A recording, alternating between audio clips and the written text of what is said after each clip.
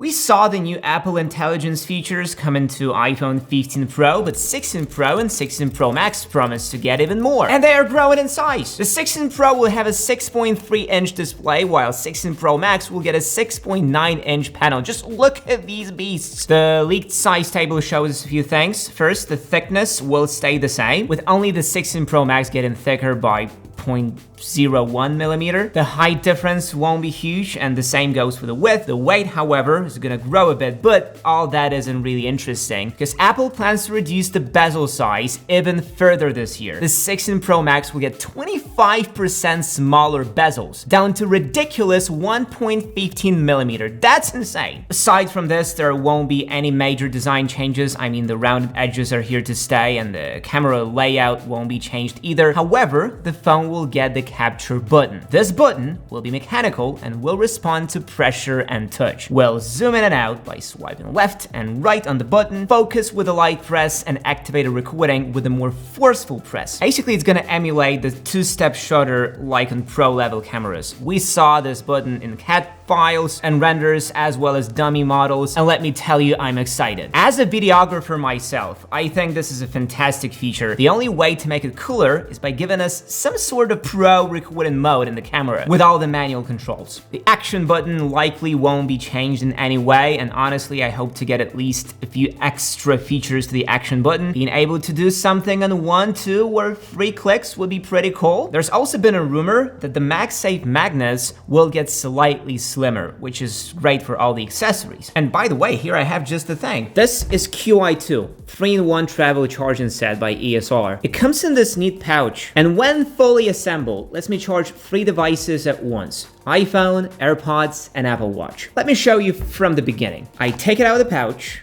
unfold, then I take this Apple Watch charger, remove the cap, and plug it in like so. And by the way, this charger can be plugged into any device, even to your MacBook. The charger also comes with a power adapter and a cable. Now I can charge an iPhone up to 15 watts, which translates to only 2 hours to charge my 15 Pro Max from 0 to 85%. It's twice as fast as the standard 7.5 watt charger. The Apple Watch will fast charge, and the Watch Ultra will go from 0 to 100% in 1 hour and 40 minutes. Super fast. The charger is compatible with all MagSafe enabled iPhones, all modern AirPods models, and all Apple Watch models. Super convenient for traveling and makes life so much easier. Thanks ESR for sponsoring this video. I will leave a link to it in the description, so be sure to check it out. The colors in the 16 Pro seem really interesting. The phones will come in 4 colors: black, white, gray, also known as natural titanium, and rose. The blue titanium will be gone, but hear this: the shade of the natural titanium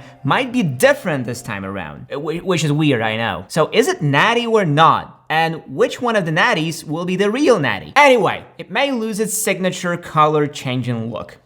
And that rose color, it's unclear whether it's just a rose-colored titanium or with gold undertones in it, kind of like the rose gold we had a few years back. And like the icing on the cake, the black might be replaced with space black, a much deeper color, similar to the one in 14 Pro lineup. And they will be using a new process of finishing and coloring the titanium that's rumored to give a more glossy look. Most changes to these phones will be under the hood. Take the display. Visually, it only gets bigger, but Apple plans to change the display technology and switch from OLED to micro-lens OLED. This means higher brightness, reduced power consumption, and subsequent improvements to the battery life. The new displays might get up to 20% brighter for typical SDR content, 1200 nits. Peak HDR brightness can remain at 1600 nits, but hey, I will take all the improvements I can get. I only hope Apple copies Samsung here and adds some sort of anti-reflective coating. Trust me, iPhones need this desperately. The main camera will still be a 48 megapixel module, but only the 16 Pro Max will get a new sensor. It is going to be the Sony IMX903. The regular 16 Pro will use the same sensor that's currently used in the 15 Pro. However, the lens system on both will be different and use a stacked design for better performance, and even have digital gain control for improved dynamic range and lower noise. And they will update their image processing algorithms.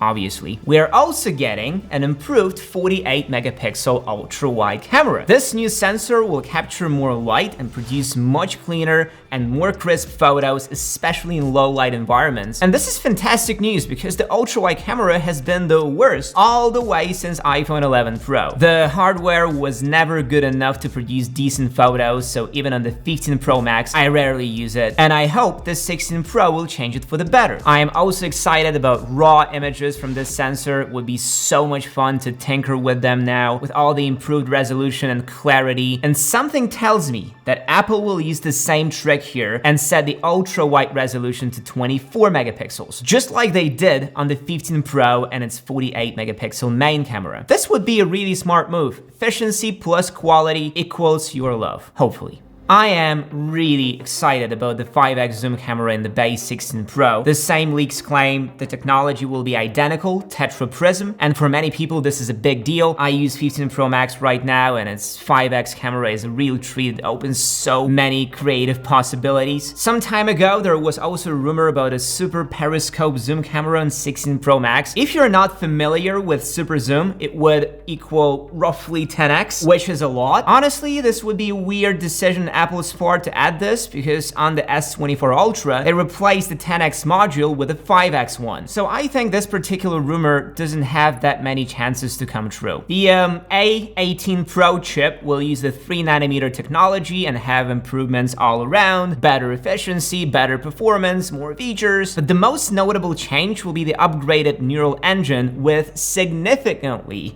more cores, allowing for improved AI and machine learning performance. And AI is the new hot topic and it's definitely going to be one of the focuses of the September event. We already saw how Apple brought on-device AI to the 15 Pro, like AI writing assistant integrated throughout the system, ability to transcribe calls and voice memos, removing objects from photos, and Siri. This new version of Siri will control your apps and do some tasks for you. Much improved context understanding, better memory, and overall a much superior skill set. All the features will work on 15 Pro, and since 16 Pro promises to be noticeably better, I expect to see even more AI features built specifically for it. This year, we saw iPads getting the base storage upgrades, 128 gigabytes became 256, and the same is gonna happen to the new iPhones. It would be a very good change for users. 256 gigs is the minimum storage you should even consider. So if this storage boost is gonna happen